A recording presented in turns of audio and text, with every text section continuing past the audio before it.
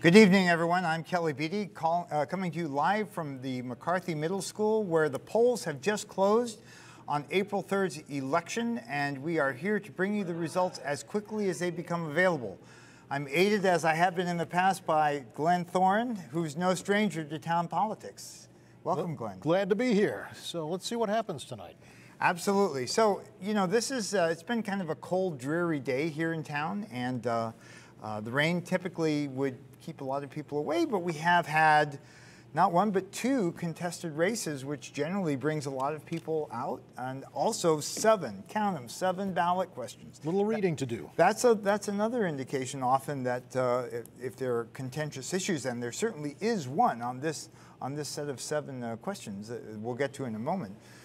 Glenn, you've been out and about, maybe keeping a little bit close tabs on things. What's your sense of how things went today? Well, I think that, you know, as usual, there's a group of dedicated voters in Chelmsford that will come out, you know, at every election because they have been keeping track of what's going on in the town, and they will show up. And I think we're at, we'll see when the numbers come in, we're at about that amount of voters, something well north of 15%, but probably well less than 25%. So these people are keeping track of what's going on in town. They pay attention to the campaigns, and they want to come out and have their voice heard. So they will have been here today, and we'll see what they thought. So in a sense, that's a good thing, because the people, we wish more people voted, obviously. Of course. There's 20, I think I talked to Tricia Zuris, there's 25,417 registered voters here in town. You would like to have at least, you know, 5,000 or 10,000 of them voting on any given election.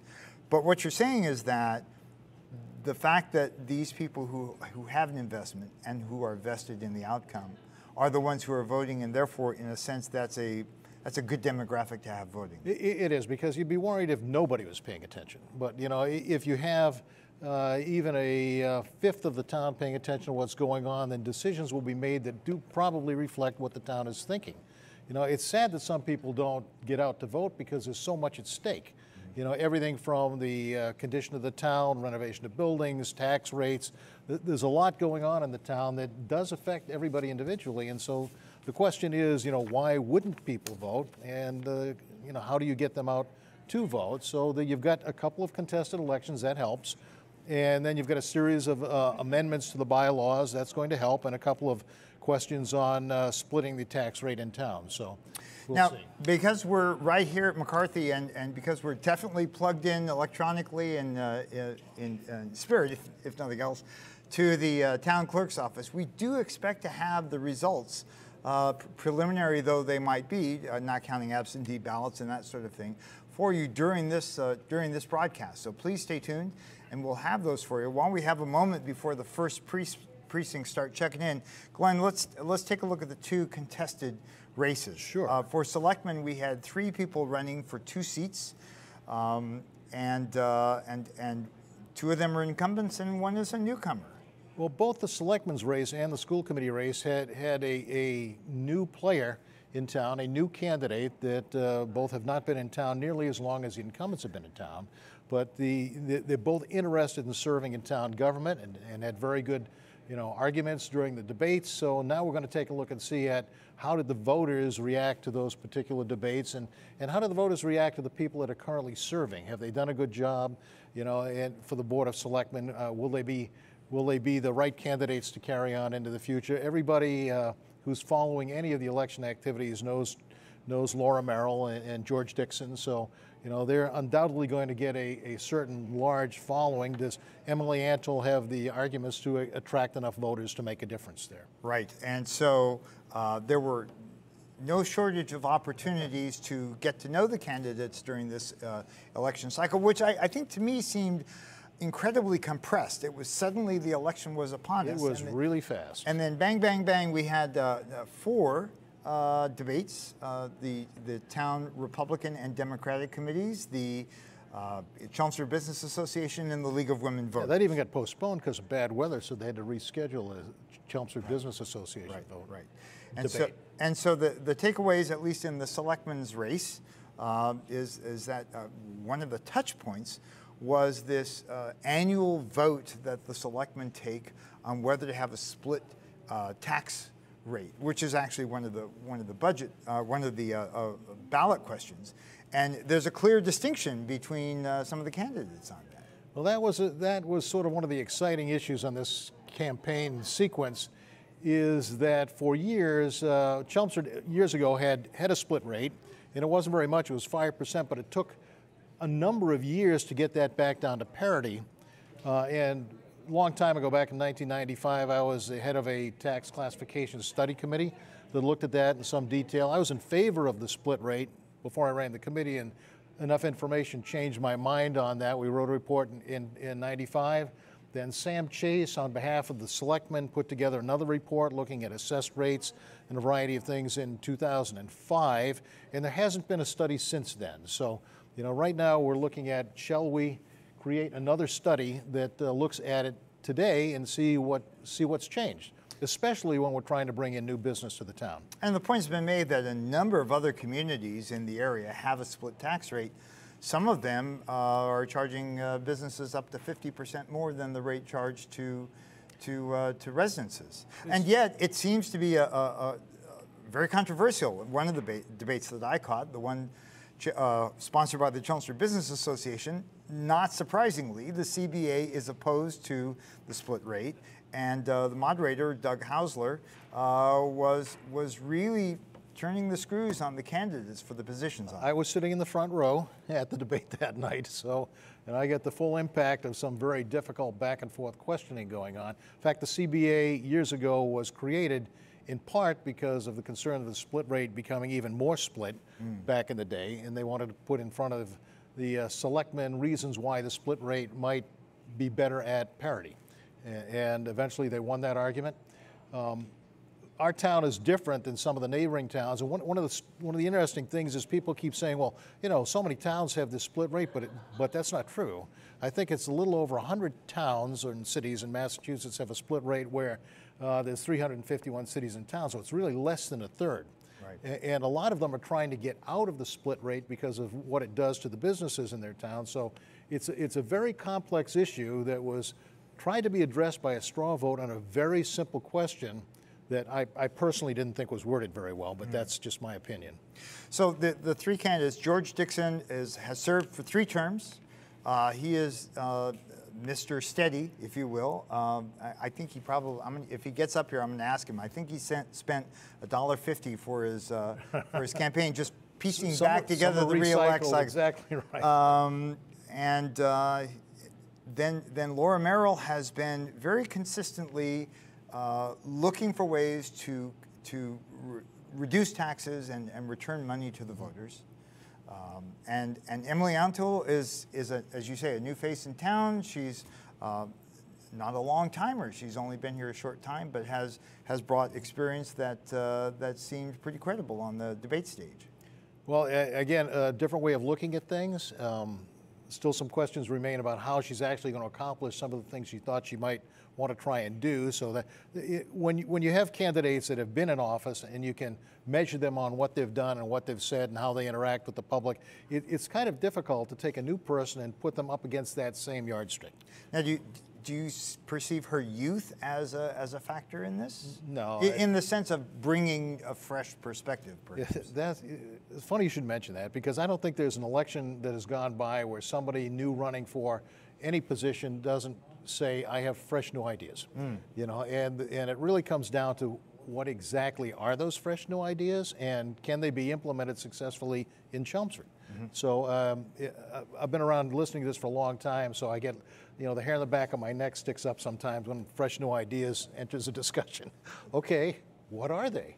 Okay, so let's roll that over into the school committee, which has an opening because Salapoli chose not to run for re-election, and 2 previous untested, shall we say, people are running for that seat, but they're very different in their backgrounds. They are. Again, I've spoken to both of them extensively, and I have known Donna Newcomb for a number of years because she's worked on a number of school projects that Evelyn has also worked on. So she's, sort of a known person, and she's been staying out of the political arena because her kids were in school. You know, and so now both of her kids are going off to college, and they're terrific kids. So she's stepped up to say, I think I can do more, and that's a great perspective to take. And Jamie Outland Brown is new to the town, but she's got a tremendous amount of energy, a lot of leadership skills. It's somebody you can look forward to playing. And accounting skills. And accounting skills. Look forward to playing an important role in the town in the future. But, you know, it's good to step up and see just what the interaction is on something like running for a major position. So we're waiting for, as you can see there on the screen, Precinct 4 has checked in as we have their results, and we're about to see them now. You can see there that in the race for the selectmen that George Dixon has the lead, and maybe surprisingly, Emily Antle is in second place. Now, Precinct 4 is Westlands, is it? Yes. Not? And so... it is. And I'm looking to see where Emily lives and whether that's a factor, but... You know, I should have asked her that. Yeah. So in any case, this is do you find this surprising? No. I mean, everybody was trying to pay attention to what each candidate was bringing to the debates, and when we see the other precincts come in, we'll get a better sampling of what's going on. And Donna Newcomb has done very well, which I think because people have known Donna for so many years, that's not unexpected. You know, a lot of people she has said, been asking her for a very long time, when are you going to run for school committee? Right. Because she has such a deep resume in terms of educational experience. And I think that now that her children are in college, as I understand it, she now feels that she has the free time to make a difference. Exactly right. And she's a very intelligent, thoughtful lady, as is Jamie. But, you know, Jamie being new to the town doesn't quite have the same perspective that Donna has. But she'll get it very fast because she definitely wants to stay involved. I had a slight, about 5-minute conversation with her last night, and she really does want to stay involved, and that's fabulous to hear.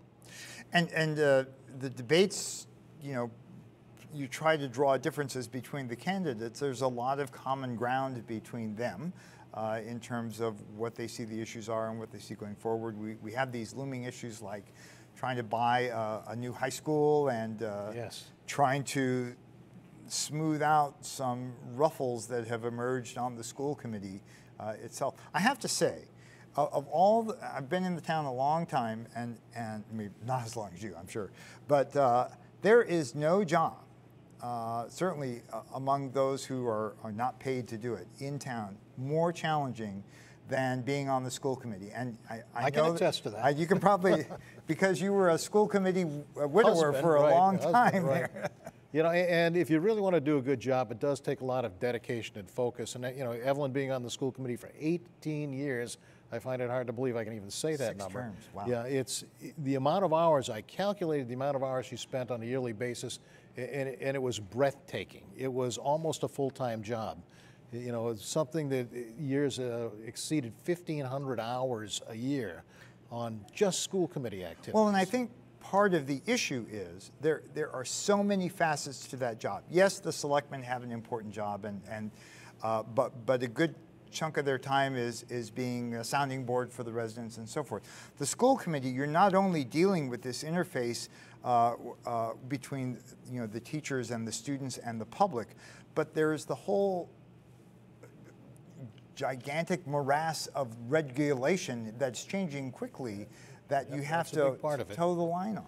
And they also have to deal with all the contracts, because the school committee is represented on the negotiations with the teachers, with the staff. You know, they hire the superintendent, so they have to negotiate his particular salary and package as well. So there's a lot of stuff going on, and when there's so many people in the schools that are actively participating all the time between athletics and academics, that school committee members, Evelyn for certain, she got a lot of phone calls in the course of a month, you know, just to be aware of issues and sometimes to find out, well, who do I talk to when I have this particular issue on academics or athletics or something with my son or daughter? And she would point them in the right direction and just say, let me know how that goes.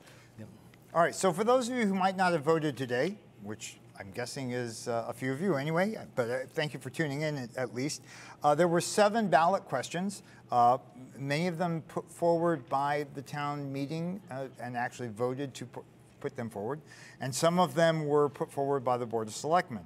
Question 1 a couple of them had to do with the nature of being a town meeting rep. Question 1, for example, asked whether it could be the process of an incumbent putting their name back in the hat could be streamlined instead of having a 25 vote, yes, I'm willing to support somebody, canvassing it at the farmers markets and such. Similarly, question 2 had to do with if there was a vacancy in town meeting and somebody had previously run but lost the seat, could they take over that seat if they had received, right now it's at least, they have to receive at least 10 votes, I guess. And the question is, if they received any votes, would that make them a candidate? You see the question 1 there. A lot of these, I think, are not exactly housekeeping kinds of questions, but for example, question... charter change questions. Charter change. Let's rewrite the charter to say the following. The selectmen and town meeting has approved it, but it has to go to the voters. Right. So question 3, if you were with us at last town meeting, this was an object of some debate when Charlie Wojcik was appointed to, elected to become the new constable. The issue is whether constable should be an elected position or one appointed by the town manager with the buy-in of the police chief. We'll get to that as it comes on. I want to kind of get through these. Questions 4 and 5 had to do with future town managers. Again, these are charter issues.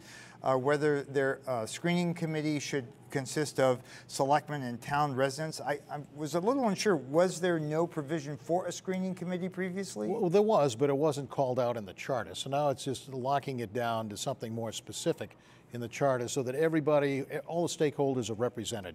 Right. In that particular vote. And then similarly, question 5 had to do with if you had an interim town manager as you were out searching for a replacement, whether a 6-month term, an initial 6-month term could be extended for another 6 months. Is it enough? Right. And you see there that got a resounding vote in favor of that. And then questions 6 and 7 were the ones that I think will be most interested in watching. We were kind of discussing this beforehand. Chelmsford has a tax rate for residents and a tax rate for businesses, which is the same amount right now. Right. It's one rate. And so the Board of Selectmen votes every year whether to maintain that or not after input from the assessors and other things.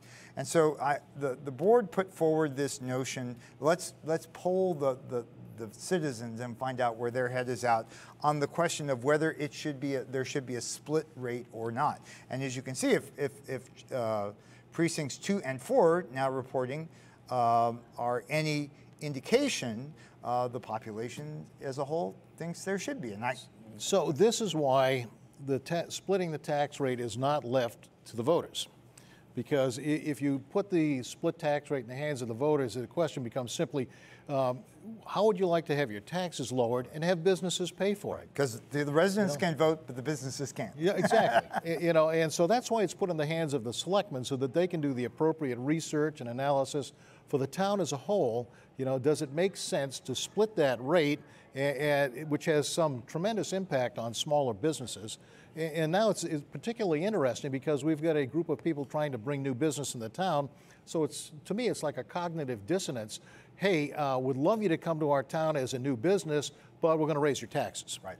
And I can't get my arms around why that makes any sense. Well, that's right. And so if this proves to be the kind of margin that the other precincts deliver, one could say, well, this was going to be a foregone conclusion. Of course. I could have predicted this. I could have bet real money on that, but I don't bet money on outcomes. But the way it was stated was basically, how would you like to have your taxes lowered and have businesses pay for it? Right. I mean, and then finally, how that's coming out. And then finally, question 7, assuming that 6 passes, which is, and assuming that a split rate is established, question 7 floated the idea of having an exemption, a sort of a discount, if you will, on the tax rate for small businesses, what you might call small businesses. Fewer than 10 employees, less than $1 million, I think, in revenue. But I heard the assessor give a report, something like the vast majority of businesses in Chelmsford would be eligible for this discount. Would not be. Would be. It was like something like 255. Maybe I misheard him. So there's a lot of small businesses. If you go to the malls around town and you look at the small businesses in town, a lot of them are renting space in like Summer Street, for example. And when you're a renter, you know, the amount of taxes paid on the property is paid by the property owner. So what happens there is the property owner will pass on a tax increase to the renters, and they don't get a small business exemption because they're not the property owner. So we're going to go back to the results here that you can see. These are the results for, we now have results for 4 out of the 9 precincts in town. And I'm going to guess that it really isn't precinct 1, that this is actually the cumulative vote that we're seeing here. Yeah, that looks like it. In which case, Emily Untitled is continuing not only to hold a majority over Laura Merrill, but is starting to challenge George Dixon for a high vote count. I would find that really pretty surprising. It is. It is. For someone so new, I don't know how many years Emily has been here, but I'm sure it's less than 10. You know, for her to make that case and have voters come out and support her, that's significant. So you think we now have, what you see there is now 5 out of the 9 precincts reporting. And so do you think there is some sort of backlash that George has been in the seat too long? It's time for maybe he's... I don't think it has any reflection on George because he's doing very well in the vote count. He clearly is leading there. You know, Emily has made a case to the voters on a couple of issues that she has some skills and capability that apparently they may want. Mm-hmm. You know, so she didn't have a lot of signs out. She didn't have a lot of public presence that I could see. In fact, I'm not sure if we can get a close-up of this. I got this in the mail. It was addressed to a VIP voter. This was the one and only real thing that I saw from Emily. It looks to be, and I think it is, a hand, I'll have to ask her about this if I get a chance to talk to her, a hand-lettered card on both sides, you know, making a case for her and her candidacy. It was delivered to me, and I actually went to her website, her campaign website. It's a very straightforward, you know, text-intensive. A lot of things were put down that represented her positions. Did you get one of these, Glenn? I don't recall getting one, to be honest with you. Well, so with the and I really am a VIP voter. With the vote count essentially in here, it looks like the decision is probably made because 300 votes is, or 260 votes is way too many to catch up on between precincts 3 and 8. Right. So it looks like George and Emily are going to be the victors in the selectmen's race this year. And we'll hope to get one or both of them for you before our time here is up. The halls outside are pretty quiet right now, but we'll see who is still around. Maybe they're off celebrating somewhere already. Again, these are just the, these results are preliminary and they're obviously not complete yet. But we are endeavoring to get all 9 of the precincts reporting here as quickly as we possibly can. The difference is sufficient enough that you know who's going to be the next selectman. That's pretty clear. I didn't catch the school committee. Yeah, well, we'll try to get that as if we can. Oh, again, so those are selectmen results have just been updated to reflect now 8 out of the 9 precincts. Right. So again. Emily Untitled has about a 260 vote lead over Laura Merrill for the 2nd place spot. So that is the way it's going so far. We will, obviously there's a lot of other things on this ballot besides these contested races. And you know, we're not really going to be talking about the Planning Board, Board of Health, Library Trustees, Cemetery Commission. In those cases, there were seats to be elected, and there were candidates, but none of them were contested.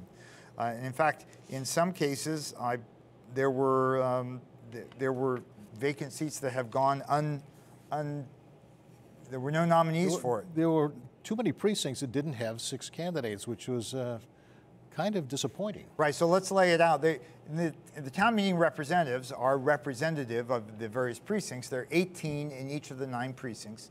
And 6 out of those 18 are elected every year on a rotating basis. And so you would like to see at least 6 people running for those positions, but that wasn't always the case.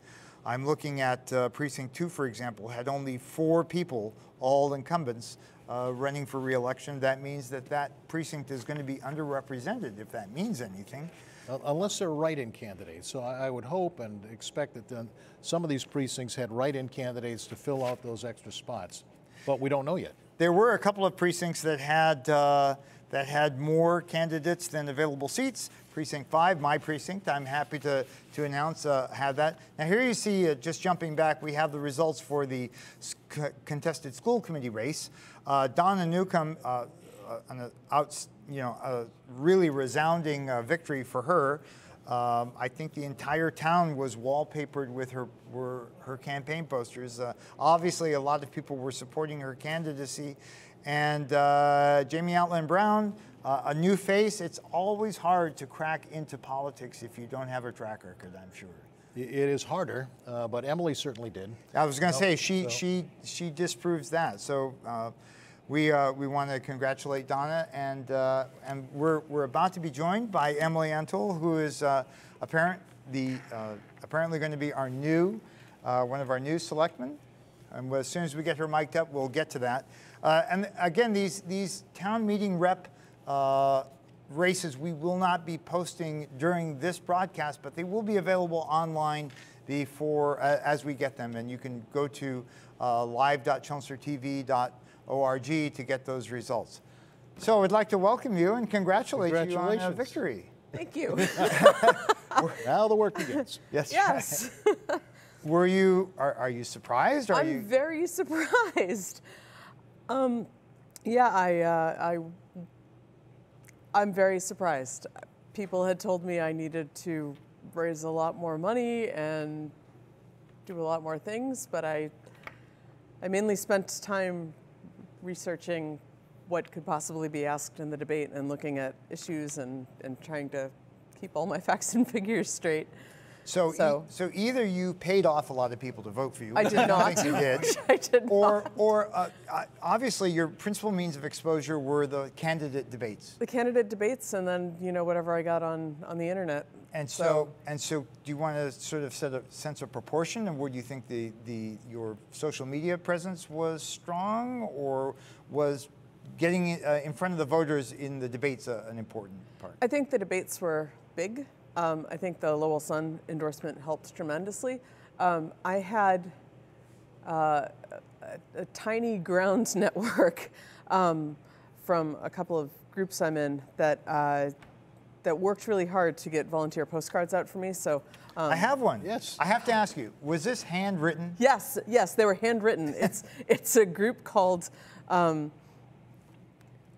drawing a blank. This is horrible. It's Postcards to Voters, which, yes, is very obvious. I'm a little flabbergasted. So it's Postcards to Voters, and it's volunteer writing. they write, you give them talking points, and they write postcards. So I will be spending a couple of hours writing postcards for people in other elections around the country to pay back. I see. So yeah, so it's pretty impressive what can happen. So what do you think were the issues that set you apart in this race? Well, obviously people are focused on taxes. I believe in a split tax rate. Many people would say that property taxes are regressive, and a better way to tax people is based on services, but we haven't quite figured out how to do that as a country yet.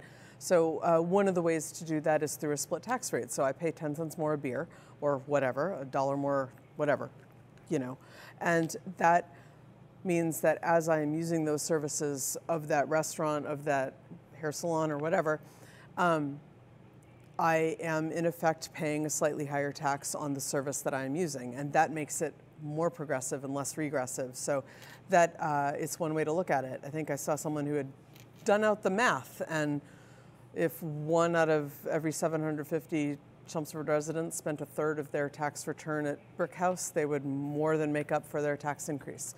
So it's, I absolutely know it doesn't hurt business. So for Emily, things like if you're paying for services, we at one time we had to buy our trash bags. Yes. So that paid for. I had to do that in Worcester. Yes. Yes. Do you like that idea as well? If you pay for everything that they pick up at the curb? Well, it's one way to get it done. And if you are looking for alternative revenue streams and you are trying to balance a budget or raise funds, then that might be something that would have to be considered. I think that when you are looking to broaden your revenue base, then you have to start looking and seeing what other communities are doing and whether or not that makes sense. Some solutions will absolutely not make sense for a community this size.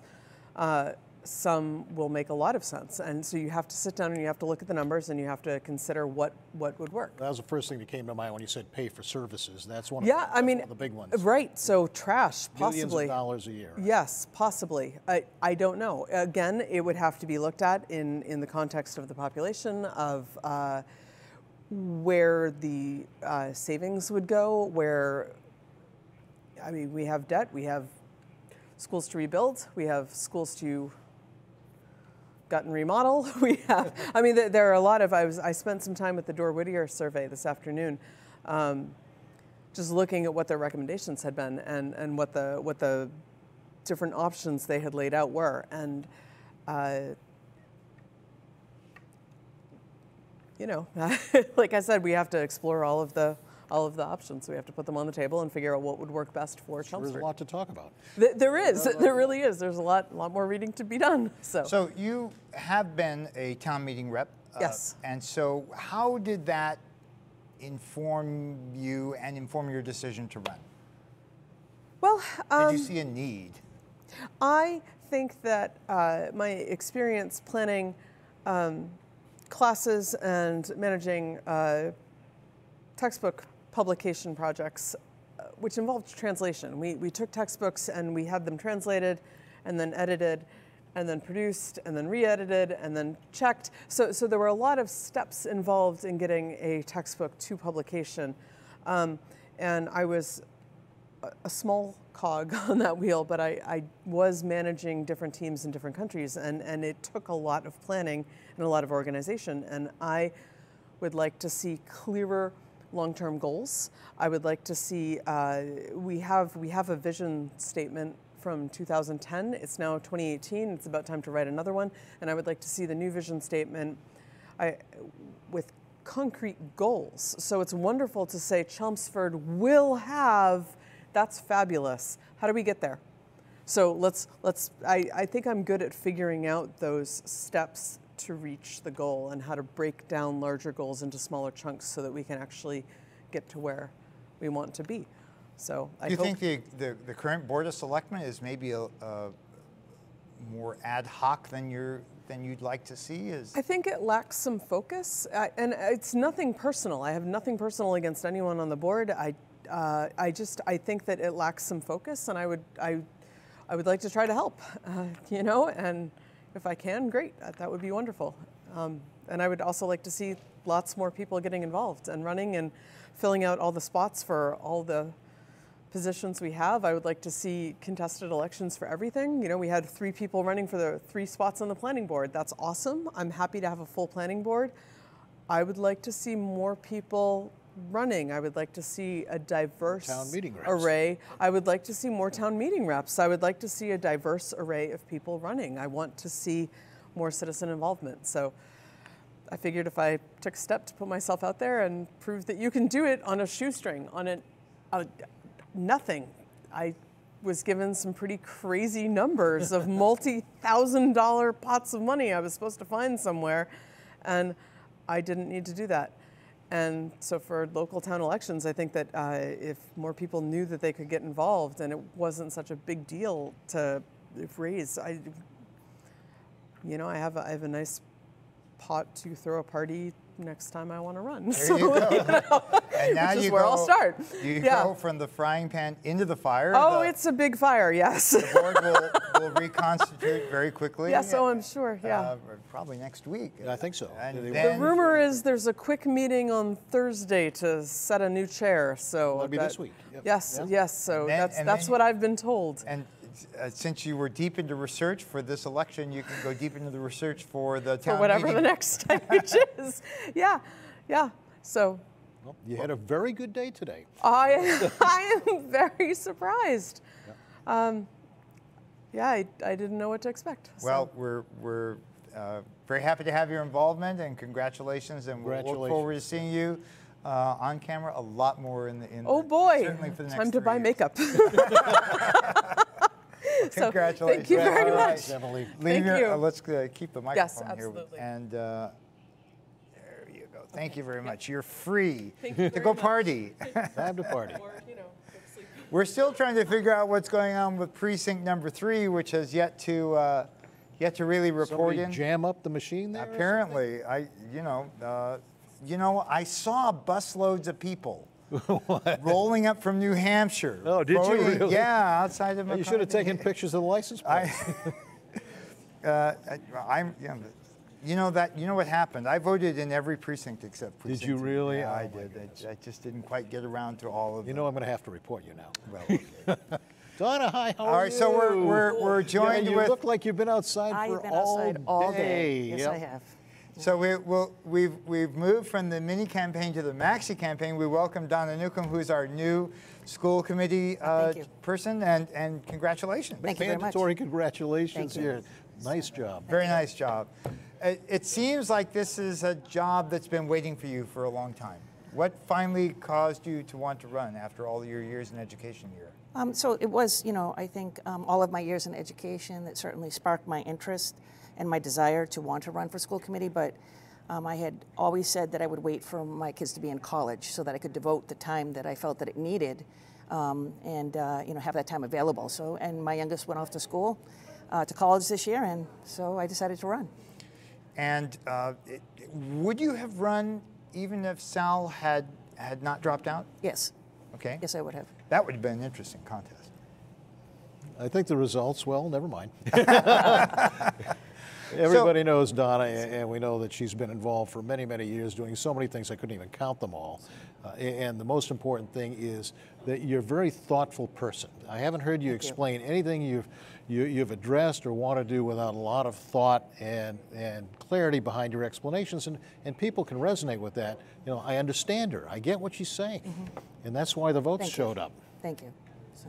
And so you enter a new arena, one you've obviously observed for a long time. Yes. Do you think there are any first steps that you'd like to see the school committee do that maybe hasn't been done, or obvious ways, directions to go? So the first thing I think that we need to do is to reestablish our vision and focus on what the role of the school committee is in the community, commit to that vision, and then begin to rebuild the trust and credibility with all of the stakeholders in town. Mm-hmm. You think there's been some shortcomings in that regard, in vision and communication? So I think that there's, certainly there's a strategic plan in place, but I think that we all need to make sure that we understand what that is, how we're going to operationalize it, and that we're all committed to that plan, and then really stay focused on that. I think Donna's calm and focused demeanor, and demeanor's a big thing on the school committee these days, is going to make a big difference. I can't imagine a discussion that is moving along with common sense and open dialogue and stuff ever getting out of control with Donna sitting at the school committee. So I mean, that's people are looking forward to that calmness that you naturally bring when you talk and when people listen to you. And calmness comes with people listening as well as talking. Mm-hmm.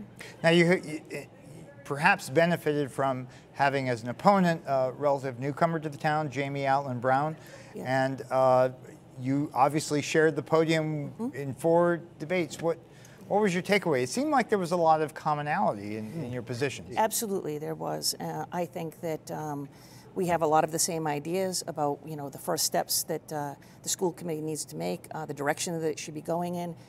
Really terrific opponent. I really thoroughly enjoyed getting to know her throughout this race. I think she brings a lot to the table, and I hope that she really stays involved because I think she's going to be fantastic. Is there a role for you in reaching out to her? Absolutely, because I think that she had some really great ideas, and I don't think that we should lose sight of what those were. I think we need to sit down and talk, and I think that some of the things that she talked about doing would be really terrific things to think about as we go forward. Mm-hmm. So, and I think that I'd like to see her stay involved because, as I said, I think she can bring a lot. I think Jamie will. I had a chance. She was calling around last night. She happened to give me a call last night to, see how things were going, and we had a chance to talk. And I said, irrespective of what happens, I hope you stay involved. Absolutely. And she committed that she was going to do that because this is her home now. Yes. And that makes a big difference because you always take care of your home. Yep. And so as I said, it was terrific to meet her. It was terrific to meet the people that were helping out on her campaign. So it was really just a very positive experience. I thought it was a great campaign. It was. You know, I thought it was. There were a lot of great discussions, a lot of issues debated, and I think a lot of information that was shared with the community as a result. It was interesting that she pointed out, and others have along the way, that she recently moved to Chelmsford, and one of the reasons was she had school-age children, and that was a deciding factor for Yes. her. It seems like you have not a requirement, but sort of a mantle to continue that high quality of schools, and Yes. you think you have the team, in the school committee, the superintendent, and the teachers are the right team for continuing that? Absolutely. I think the teachers are absolutely fantastic. I've had the opportunity to be able to meet several of them throughout the campaign. They're a tremendously committed group who really want to do the right thing by kids every single day in the classroom. I think the superintendent is solid. I'll be interested in getting to know him and his performance as we go forward. And I think there's a lot of talent on the school committee and a lot of people. And this is the most important thing. First of all, I want to say that I've never experienced anything like this before. Okay, it was a grueling couple of months. And so thank you to all of the people who took the time out of their schedule to run for an office, because it takes a lot of time and it's very stressful. And so the current school committee members, they're there because I think that they've been through this process, and it's not easy, but you have to have a desire to want to make the public schools better, to be seated at that table. And so that's what I'm looking forward to, is to joining a group of people who are committed to working on continuing to move the public schools forward and continue to keep the quality that we've had for a long time. That's very well said. One of the things Evelyn and I enjoy every year is going to the Alumni Awards Banquet. Yep, yeah. And you see all the ex-deans and the teachers and most importantly the graduates from Chelmsford who have done so breathtakingly well in their lives. That doesn't happen by accident. No.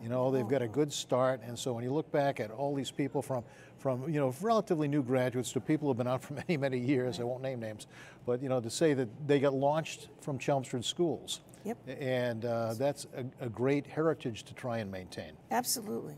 Glenn and I were talking earlier about how challenging it is to be a school committee member. You probably have a steep learning curve ahead of you. Well, I've been a teacher for 30 years, so I think that I'm familiar. I think that I think there will be a learning curve, don't get me wrong, but I think that having been in the classroom and been a teacher for so long, I think that's going to help me as we go forward. So because there are so many issues, and we were talking about that, recently. I mean, it's everything from transportation issues to lunch issues to safety issues to curriculum issues and MCAS, and it goes on and on. And snow days, right? Blizzard bags. I mean, it's really the range of issues is right. Absolutely, is really it is the toughest extraordinary. job in town. You knew that when you. No, I actually didn't know. I thought Selectman was the toughest one. But, I don't think so. So I think that there is a lot of work to be done, and I'm very excited about it. And so will the school committee reconstitute its officers in short term? Yes, they'll have, I believe, a reorganization meeting sometime this week. All right. Yes. Well, we look forward to seeing you, your cogent, articulate self on the screen many, many times in the years ahead. Congratulations. Thank you very much. Congratulations. Thank you. And go warm up. Yeah. Leave. Pete will take or you can take the microphone on. I want to mention we're seeing the vote totals here, and if I can believe the number that pops up in the upper right corner every now and then, 25% voter turnout, which seems That's pretty on the strong. high end of what I would have predicted. And certainly when I spoke to the town clerk just before we went on the air, she was saying 12, 15%, but that's on my low end. Yeah, and I was here in the afternoon. I usually, in the past, have come in like at the crack of dawn when there's always a long line. But there was a very steady flow of voters coming in. So I think that's even good. with the bad weather, and the weather, towards the later part of the day wasn't that good. So people came to vote for a reason. If you get in the car and you put the kids in the car and you come down here and vote, there's something you want to get done, and now we see the results. So I think what I'd like to do, if we can call them up, are the 7 questions that were asked of voters, and maybe we can kind of tick through them and walk through those results one at a time. Question 1, again, just to recap, we have 168 elected town meeting representatives, 18 from each of the 9 precincts, and every 3 years they run for re-election. And the question is, if you're already an incumbent, how easy or difficult should it be to say, I'm running again? And that's what question 1 was all about. It allows you to just notify the town clerk of your intent to run, basically. I'm sure all the incumbents voted for that. So I'll send in a letter and say, hey, I'd really like to run again after these 3 years. And some people would argue it'd be nice to go out and get the 25 signatures. But if you're doing a good job as town meeting rep, people should know what you're doing, should know you. And for that, having been tested in that role, they should know a lot about you. Right. And you raised an interesting point. We're not going to go through the individual contests for town meeting rep, but there will be a large number of new town meeting reps showing up on the 23rd of this month for their first town meeting. And so I would offer a little advice to them and the incumbent town meeting reps. Do your homework and show up prepared. Couldn't have said it better. All right, so question 2 also has to do with town meeting reps. Let's say, for example, that there were 7 people running and only 6 could be elected, but 1 had to drop out or no longer could serve. The question is, does that 7th person automatically take the seat, or should there be some threshold? And what has been the case was that they had to have had at least 10 votes. Right. And this question 2 says that, well, maybe if they got any votes, that would be enough. Right. And so that seems to have passed handily. Sounds democratic. Very much so. And you make the argument that if they were earnest enough to put themselves forward to vote, then they're probably willing to do the work. And they probably have more than 10 votes. And they probably have 10 votes. So question 3 is an interesting one. This has to do with whether the office of town constable ought to be elected or appointed. It's elected right now. And there was a lot of discussion about this at the last town meeting. And we're waiting. Oh, there we're seeing it now. It's on the display right. there. We can take I have the online showing here, and there's a little bit of a delay. So 60%, and this is binding. Yes. All up to this point, these are all binding. So I guess that means that from now on, constable will be appointed. Unless there's something illegal in what we've just approved as voters, these would pass through the charter review committee, through town meeting, now to the voters. And now they go to the state just to make sure that everything is legal on it, which we think that they will be. Now that's a change because we've had an elected constable forever. Forever. Yeah. I think in a lot of people's minds, Bill Spence is constable for life. It was anyway until this recent. He was constable for life. Yeah. Pretty much. Bill. All right. So questions 4 and 5 both have to do with tuning up the town charter with regard to the town manager. One is that if we have a need for a new town manager, that a screening committee be established that has both selectmen and town residents on that committee. Apparently, that's not a given now. Yeah, I would like that to be hadn't the been case. required, but now it will be required that you have the stakeholders in the selection committee presenting their recommendation or recommendations to the board of Selectmen. And obviously, the electorate thought that was a really pretty good common, idea, yeah. really good idea, common sense. Similarly, question 5 is if you have an interim town manager while you're waiting for somebody else to be selected by the Board of Selectmen. Typically, they're hired for a 6-month term, but maybe that's not long enough. And so the question is, can you extend that? And this question 5 allows that. And as you can see, Slight math error there. There is a math error, but about 80% of the votes were in favor of that. Now, the last 2 are the ones that I think were drawing certainly the most lawn signs, if not the most attention. It has to do with this tax rate that we've been talking about pretty much all night. Whether to and these 2 were non-binding, so this is sort of a finger in the wind for the Board of Selectmen. And the notion is pretty clearly that a large fraction of residents, and they're the only people who get to vote, would prefer to see a split tax rate with businesses paying at a higher rate and therefore residents paying at a lower rate than they do now. As we were saying, perhaps this was a kind of a foregone conclusion on this vote. Yeah, I mean, when you ask the question, would you like to lower your taxes and have business pay for it, that's not a hard answer. Right. You know, because it's a very complex question. If you make that change a small change, it can reverse itself and result in more of the more taxes to the residents as the property values of businesses drop. But again, we're going to take a look at this in a lot more detail. I'm not at all surprised by the results of this straw poll. But, you know, the thing is, these taxes, and I think you'll see this come up a lot at town meeting, which is just less than 3 weeks away at this point, right. Where we'll see the budget for fiscal 2019. And every year there is this issue of what to do with free cash.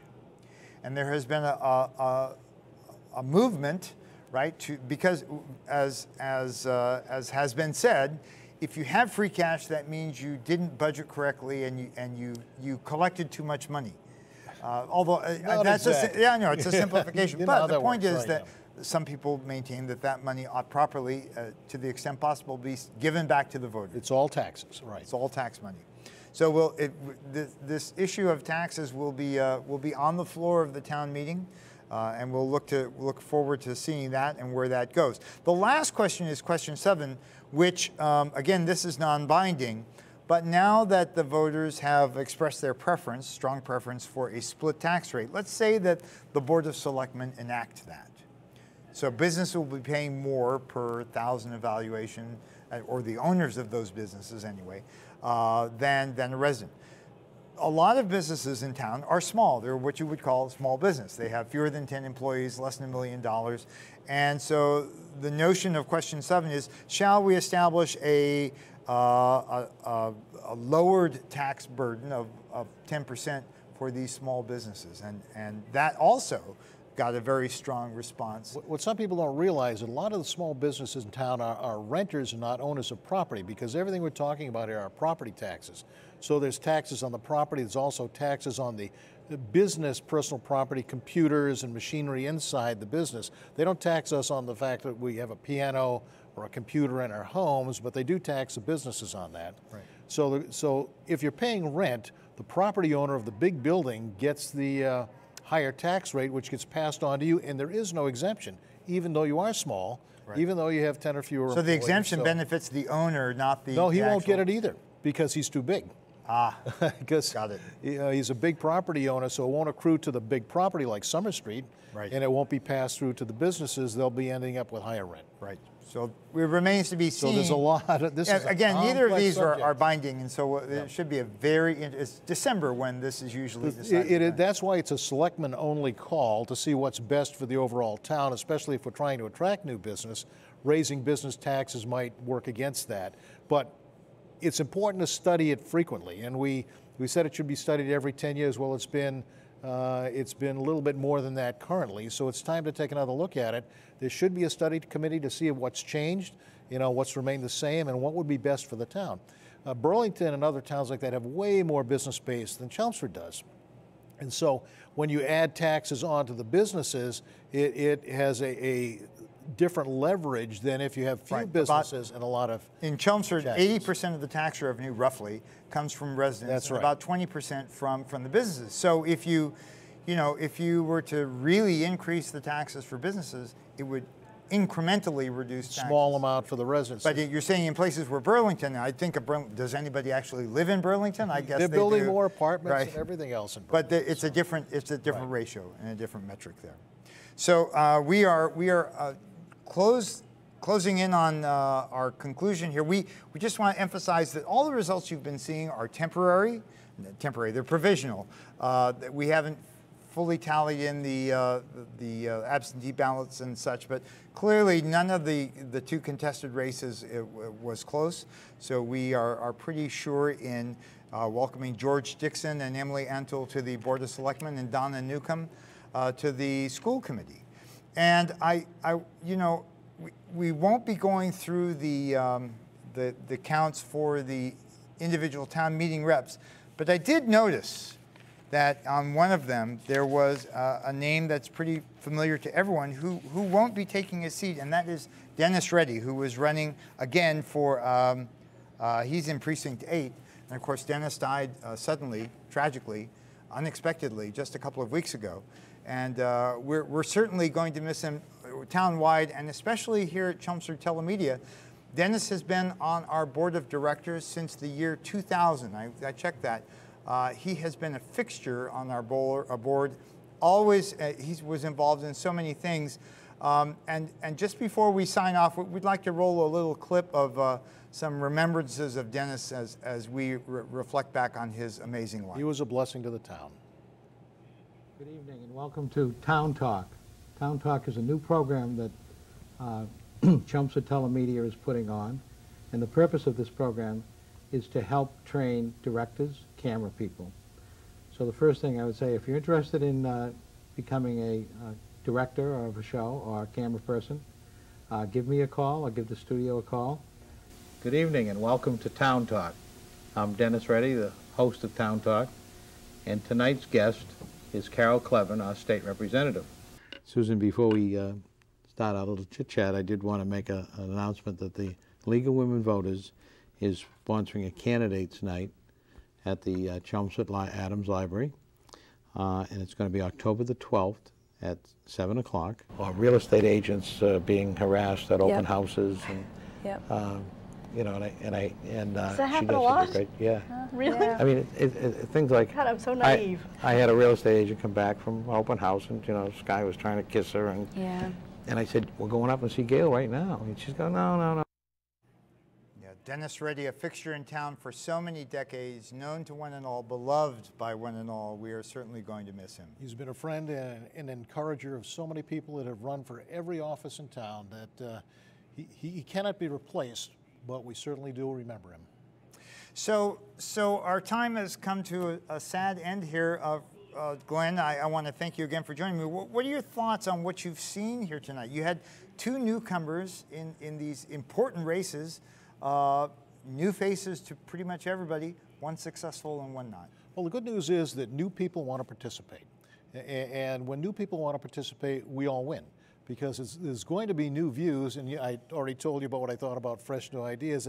Let's see some things happen like that. So having new people participate only makes our town stronger. And Chelmsford is a very unique town where people can have, you know, political disagreements at the national level, but boy, do we work together to make our town the best possible town we can. And that's why we stay here, we live here, and we want other people like us to join us in this mission. So I'm excited that new people have come into town and decided to participate in the way that Emily has and the way that Jamie has. You know, one winner and one person that didn't quite make it this time, but neither of them are going away for sure. Certainly not Emily because she has to serve, and Jamie is going to be a contributing factor to the town for many years. That's what makes Chelmsford Chelmsford. Great words. And by the way, you're not allowed to run for office. You're too valuable as my co-host here on these election coverages. We want to remind you that town meeting is coming up in less than 3 weeks, and you'll see Glenn on the floor as a town meeting rep, and often offering cogent commentary from the microphone. I'll be handling some of the play-by-play, and we look forward to seeing you then. In the meantime, we want to thank everybody who did vote today. And for those of you who've watched, our terrific crew at Chelmsford Telemedia has been moving equipment in the rain all day to try to get this set up here at McCarthy. We're grateful to them for their effort. And again, thank you for joining us. I'm Kelly Beatty along with Glenn Thorne, wishing you a good night and a great spring. Thank you, everyone.